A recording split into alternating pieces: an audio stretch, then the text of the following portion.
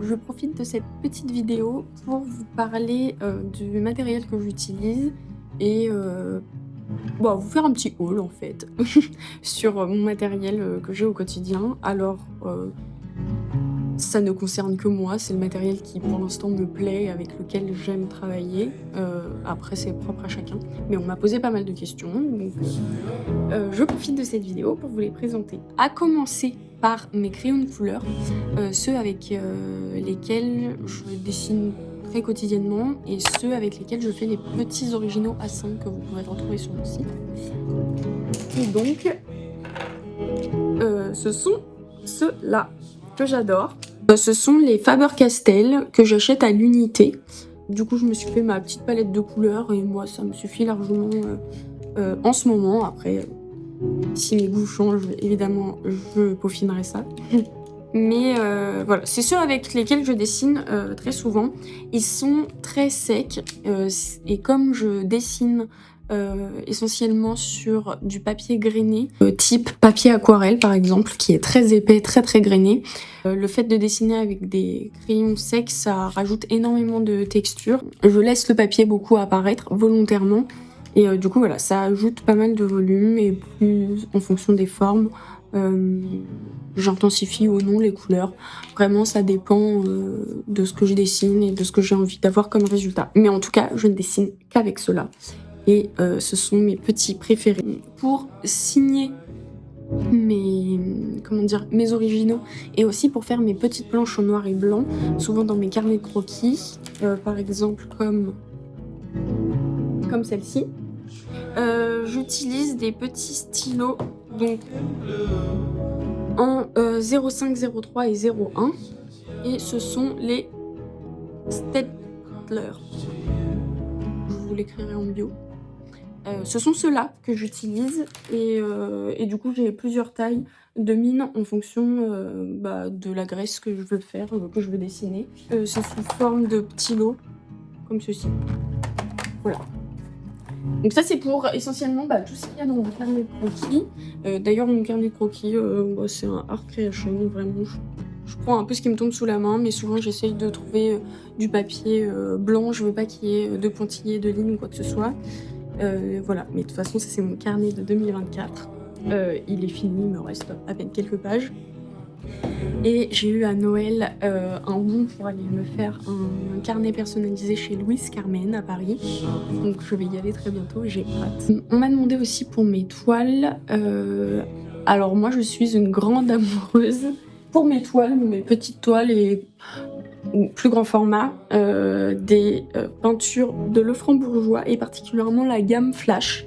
J'en ai vraiment tout un tas. J'ai vraiment toutes les couleurs, j'exagère mais j'en ai énormément. Le rose, ma préférée. J'ai d'ailleurs participé à un événement l'année dernière organisé par Lefranc-Bourgeois. Ils ont créé une gamme, une série limitée de petits pots comme ça, Flash, avec 6 artistes. Chacun a créé sa couleur et ça sort en avril 2025. Ça sera une série limitée. J'ai trop hâte de la découvrir et j'espère pouvoir la voir parce que j'aimerais bien compléter ma petite collection et pouvoir proposer du coup de nouvelles gammes de couleurs, puisque chaque fois que j'en ai des nouvelles, ça me permet de faire de nouvelles gammes. Et du coup j'adore ces peintures-là puisqu'elles sont vraiment très veloutées, très onctueuses. Elles sont hyper faciles à travailler sur la toile.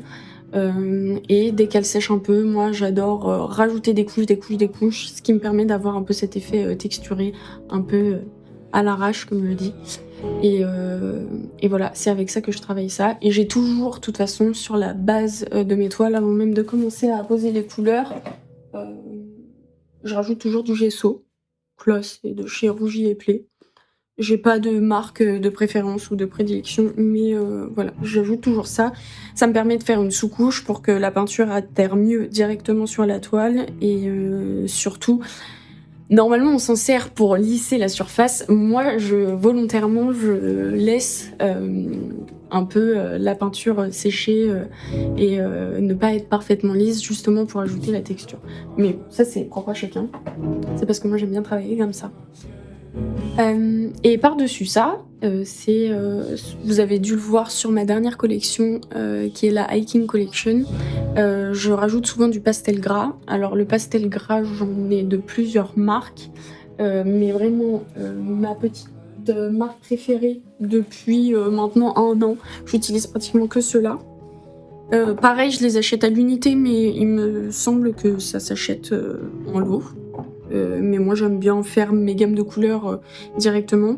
Après c'est vrai que quand on achète en lot, c'est moins cher.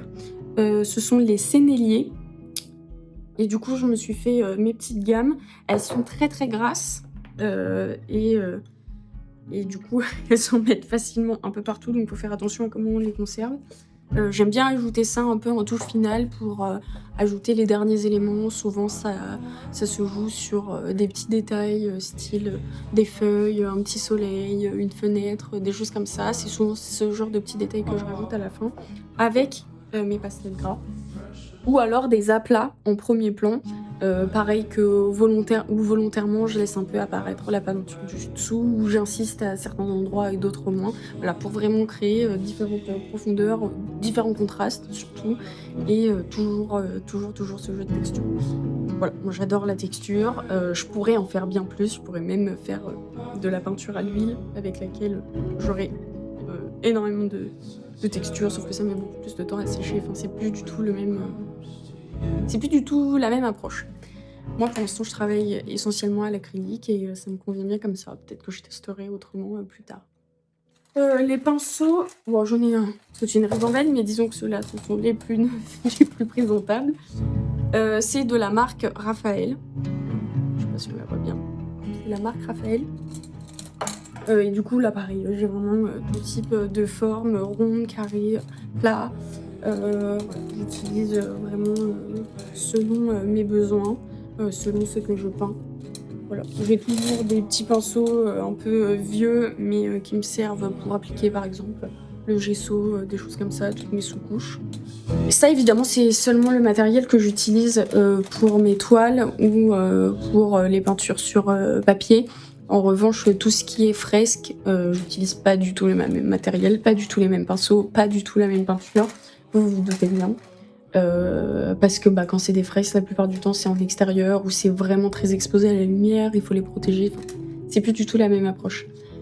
Et là, je n'ai rien sous la main pour vous montrer. Et surtout, je n'ai pas de fresque là récente sur laquelle vous montrer, par exemple, ce que j'ai pu utiliser dernièrement. Voilà, voilà. Et je pense que j'ai fait le tour de ce que j'utilise très quotidiennement. Évidemment, j'ai plein d'autres stylos que j'utilise, d'autres craies, d'autres peintures des fois pour compléter, puisque dans la gamme Flash, elle est quand même, mine de rien, assez restreinte. Donc parfois pour mes beiges, je vais rajouter d'autres peintures qui viennent d'autres marques et qui sont tout aussi bien aussi d'ailleurs. Mais en tout cas, là, je vous ai présenté un petit peu mes chouchous, mais voilà, mes petits favoris. Et voilà. Sur ce, je vous laisse avec la suite.